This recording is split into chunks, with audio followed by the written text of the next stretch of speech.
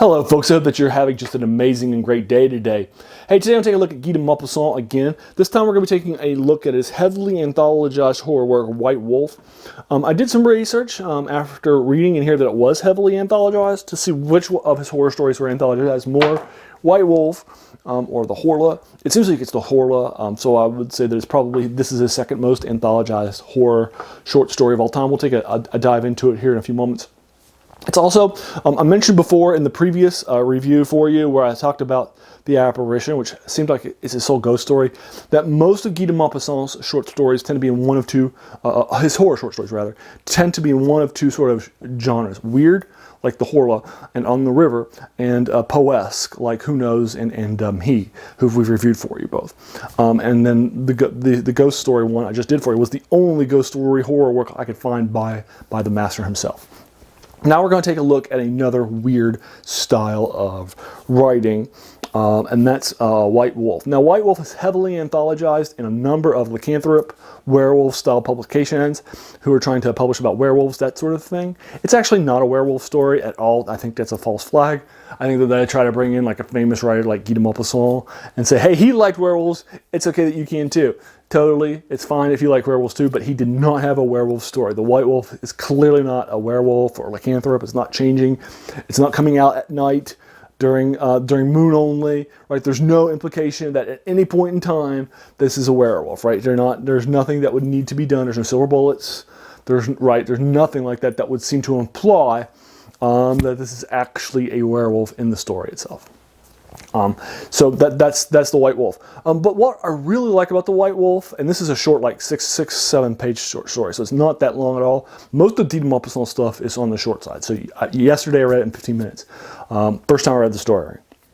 But one of the things I like about it is that it's very strong. It's very well written. And it kind of shows the loss of your manhood.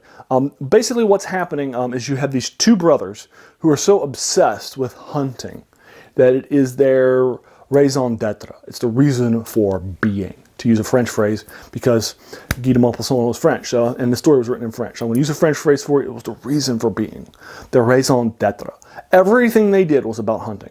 One of them was married, the other one wasn't. He was so dedicated to hunting. The one who was married, his wife was having their first kid, and he went out to hunt because he had a hunt schedule. He was hunting when his wife gave birth to their first kid. That's how dedicated and how much of a hunter he was.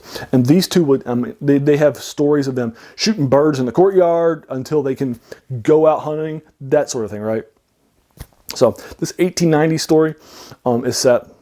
It has them going out and doing a hunt for this wolf that is in the area. Now this is being told about, and it probably happened a few decades prior to it actually happening. This is a story that has been passed down in the family. This is the current person saying why I no longer hunt. They had this obsession. So this is a previous hunt that you're going to read about. But the framing device is the current person, their descendant, who says, I no longer hunt, and this is why. But they are so obsessed with hunting, and when they encounter this wolf who is attacking things and scaring the countryside, they go out to hunt it and bring it out, because that's what they do. They conquer nature. They're men, and that's who they are.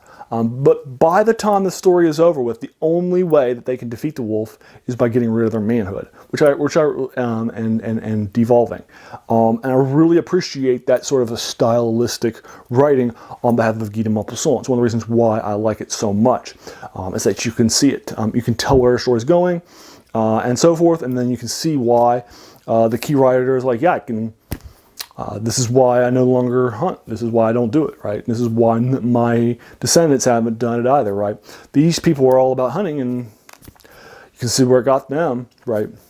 And it had this story in his family that's been passed down from generations. It's a very powerful one.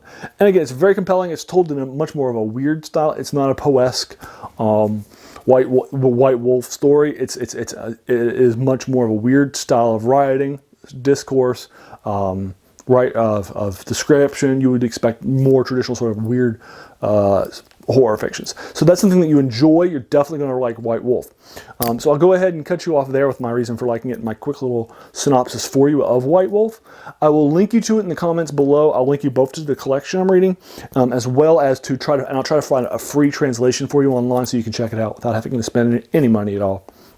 And there you are. Have you read White Wolf or have you heard of it? Let me know what you think about it in the comments below. If you enjoyed this review, please feel free to hit that subscribe button. We have so many more of these reviews to follow of classics from fantasy, science fiction, and horror. And then finally, I just want to thank you for taking some time out of your day and watching the video. We all have so many things happening in our lives. So the fact that you spent this time with me, that's very humbling. And I really do appreciate that. So thanks again and have a good one.